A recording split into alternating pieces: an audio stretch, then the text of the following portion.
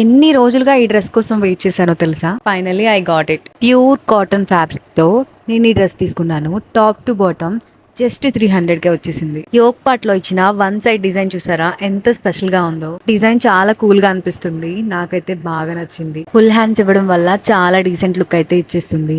నాకు కాటన్ డ్రెస్లు అంటే చాలా ఇష్టం. బ్యాక్ అయితే ప్లెయిన్ ఇచ్చారు. దీని బాటమ్ వేర్ కూడా మంచి యూనిక్ గా ఇచ్చేసారు. క్వాలిటీ సూపర్ గా ఉంది.